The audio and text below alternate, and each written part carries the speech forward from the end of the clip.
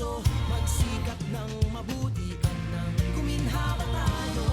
Itagong malaki natin sa mundo at ipamalas ang bagong Pilipino at bagong Pilipinas.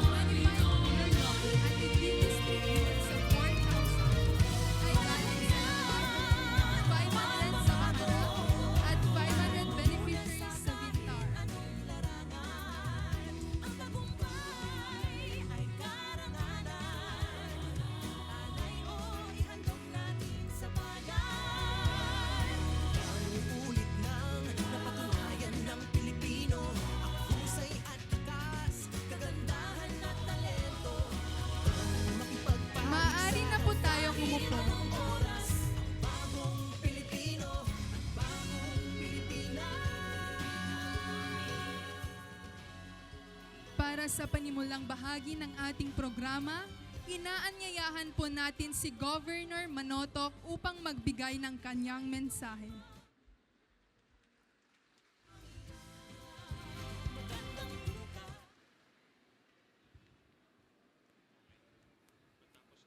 Just check nina, naimbaga malam. Unang-una, we welcome home our President Ferdinand R. Marcos Jr. Thank you for spending Marcos Day with us, a special non-working holiday in Ilocos Norte as declared by you. Thank you, our President. Of course, gusto ko lang po batiin lahat ng ating kasama, most especially our Congressman Sandro Marcos, our Vice Governor Cecilia Araneta Marcos, our Bocales, our Consejales, ASEC Ana Remigio. Maraming salamat po sa lahat ng aking kakailian. And of course, ang ating kasama from DSWD, headed by Secretary Rex Gatchalian. On behalf of all the beneficiaries, sa lahat ng ating kasama na nandito, taus-puso po kaming nagpapasalamat sa bagong programa ng DSWD under AKAP. And I hope tuloy-tuloy po ito. Tuloy-tuloy ang AKAP, hindi lang sa D1, pero pati rin sa D2 ng probinsya. But for today, on behalf of all of our recipients, just check nina, many thank you sa ating Presidente at sa ating Congressman for facilitating this AKAP. Hope to see you again soon in Ilocos Norte. Congratulations, Agbiag, Ilocos Norte. Just check nina. Maraming salamat po, Governor Manotoc. Sa pagkakataong ito, inaanyayahan po natin si Congressman Ferdinand Alexander Marcos ng unang distrito ng Ilocos Norte upang magbigay ng kanyang mensahe at upang ipakilala ang ating panauhing pandangal. Malan tayo amin na po! Unang-una, kahit ko agpasalamat, kenti ay wala na nga ako sinabi, nag-iingay na kayo. Excited na ata sa payout. Unang-una, kaya't ko agpasalamat, kenti ay attend tayo, a Pangulo, ni Apo Pangulo, Bongbong Marcos, agsipsipat tayo, Apo. Nakapsut, met. May sapay! Amoyo, Apo, tinaimbaga ni Apo Pangulo Kanyak, na kapag pumupunta siya dito sa Ilocos, ay gumagaan ang kanyang utak, gumagaan ang kanyang puso dahil lagi niya nakikita ang pagmamahal ng mga Ilocano na ipinapakita sa amin araw-araw at ang tiwala na ilinilagay nyo sa pamilya Marcos. Kaya kami po ay taos-pusong nagpapasalamat sa inyong lahat. At ngayon, na andito si Apo Pangulo, si Apo PBBM. Kaya't ko agpasalamat sa walang tigil na tulong na ibinibigay niya sa amin dito, hindi lang sa Primero Distrito, kundi sa buong Ilocos Norte, Apo. At nakakatuwa na basta adaijay ni Apo BBM, haan nalilipatan iti Ilocos Norte, haan nalilipatan iti Ilocano, Apo. Kaya alam naman natin, ngayong araw ng birthday ng ating minamahal na Apo Lakay at ang birthday ng aking minamahal na tatay na si Apo BBM ay tamang-tama. At sa tingin ko, there is no better way to be celebrating at habang nakikipagserbisyo po sa inyong lahat at nagbibigay ng tulong sa aming minamahal na probinsya. Ang daming binigay nyo sa amin, sa tiwala, sa suporta. Kaya dumating na talaga ang panahon na ipakita namin sa inyo ang pagmamahal ng pamilya Marcos sa mga Ilocano, sa mga tao ng Ilocos Norte. Kaya higit sa lahat, happy birthday, Apo Lakay. Happy birthday, Apo PBBM. Magsipsipat tayo may sapay, Apo. And of course, gusto ko rin ipakilala ang ating special guest ngayong araw na ito, our former governor, our former congressman, our former senator, ang aking ama, ang minamahal naming Pangulo ng Pilipinas, His Excellency Ferdinand Romualdez Marcos Jr.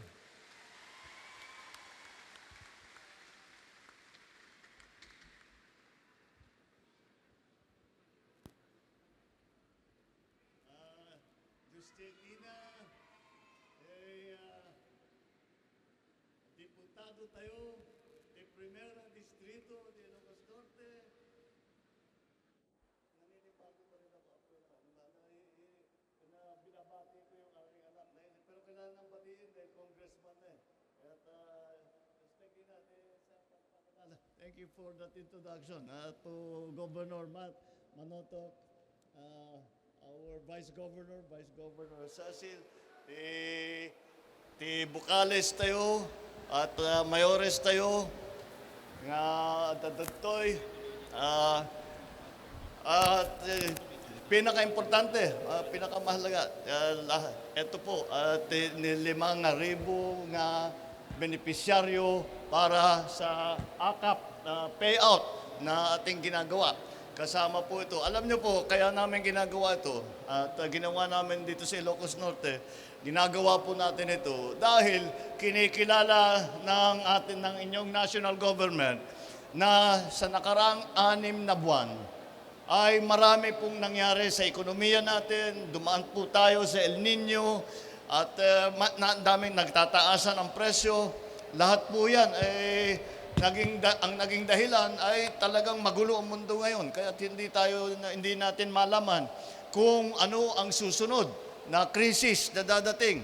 At babaguhin na naman lahat. Kaya nandito naman ang inyong pamahalaan. We are here to continue to support and bring whatever help we can, kung ano man may tulong namin para sa mga nangangailangan. At ito po, kaya po, kayo mga benepisyaryo, at alam po namin na napakahirap ang inyong dinadaanan. Kaya sa palagay ko, kahit papano ang ating gobyerno ay nagsama-sama lahat.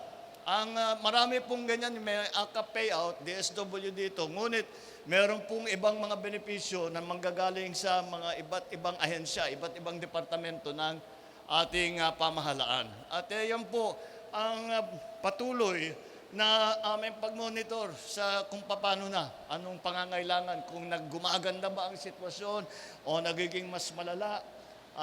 Kaya lagi basta't asahan po ninyo na nandito ang inyong national government, andito ang provincial government, andyan po ang ating mga deputado, both in the 1st district and in the 2nd district, na tumutulong lahat. Ito, nagagawa po namin ito dahil lahat po ng ahensya ng pamahalaan lahat, pati LGU, mga agencies, mga department, mga agency ng government, ay pinagkaisa namin lahat.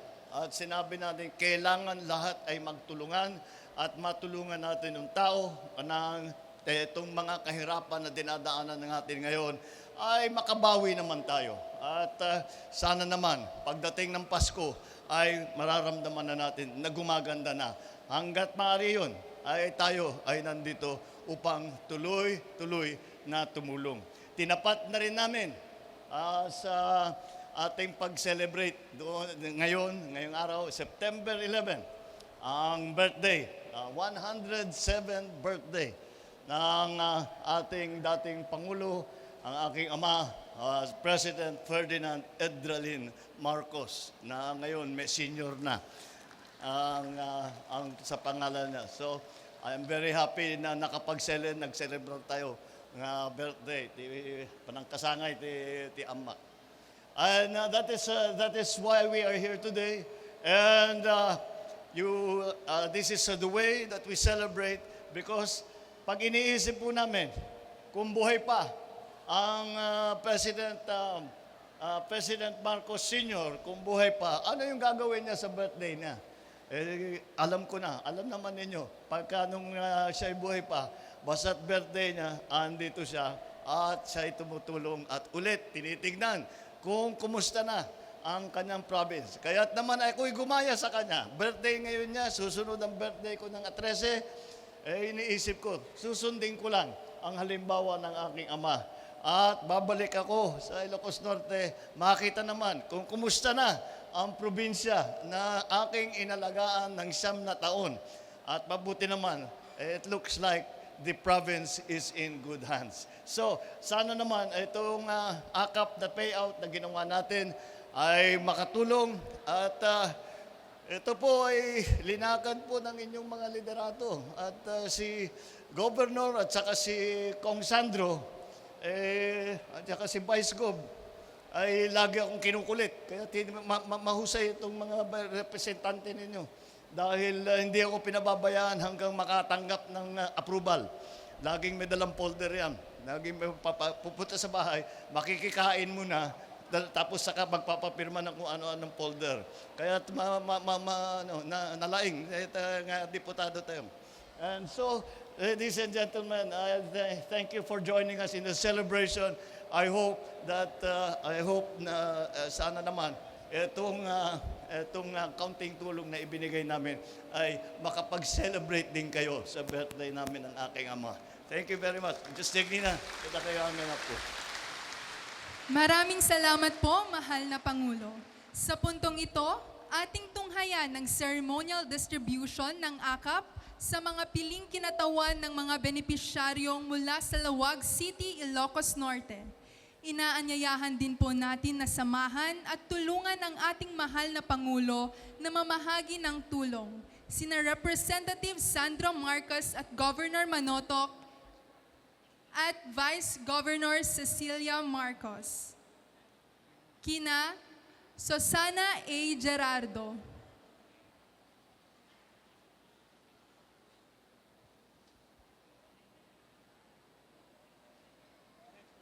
Pasita C. Agustin.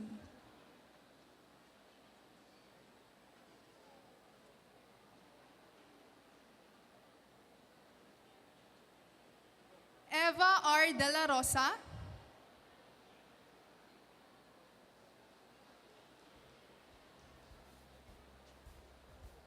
Maribel S. Humarito.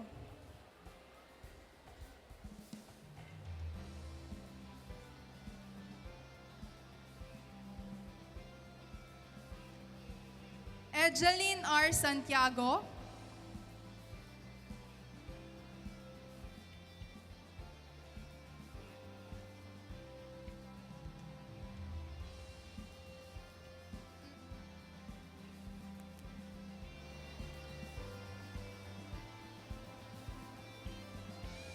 Kate G. Bungkayaw.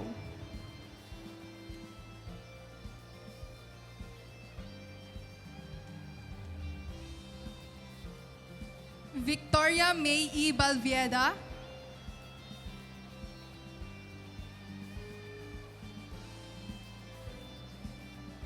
Benji M. Brace.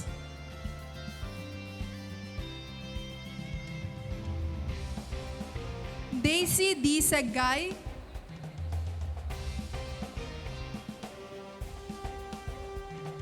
At Gemini Andres Q. Nolasco.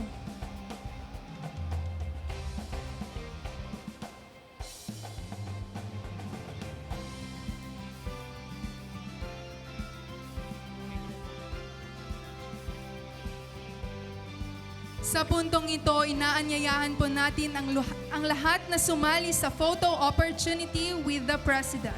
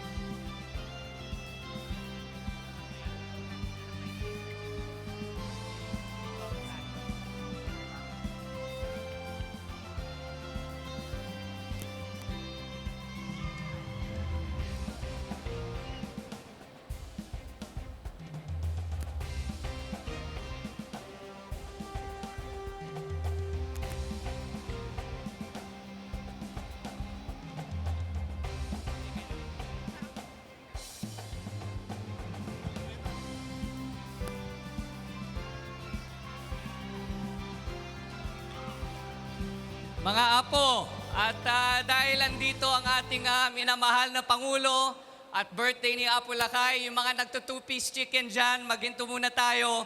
Kung pwede, kantayin muna natin ng happy birthday ang ating Pangulo. Kaya pagsimula ko na lang.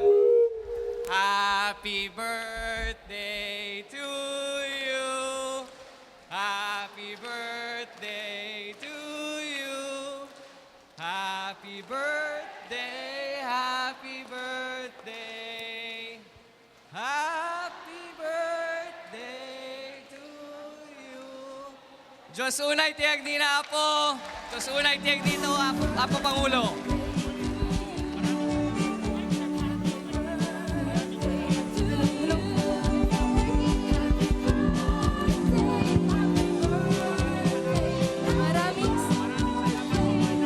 Maraming salamat po, mahal na Pangulo Ferdinand Romualdez Marcos Jr.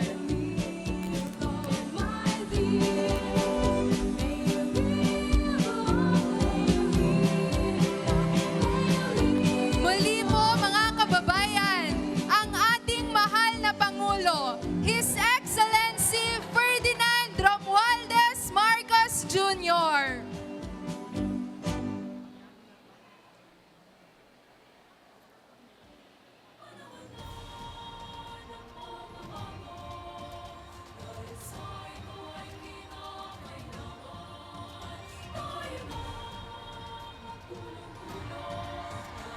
Mangyari lamang po na tayo ay manatili sa ating mga upuan habang ang mahal na Pangulo ay hindi pa nakakaalis. Panahon na ng pagbabago, dahil sa ito ay kinakailangan tayo na. Inuulit po namin, mangyari lamang po na tayo ay manatili sa ating mga upuan habang ang mahal na Pangulo ay hindi pa nakakaalis. Maraming salamat po. Panahon na ng pagbabago at iayos ang mga dapat ayusin. Dapat na maging tungkulin ng bawat mamamayan dito sa atin. Gawin ng pagbabago patungo sa pag-asenso, magsikap ng mabuti at ng guminhawa tayo.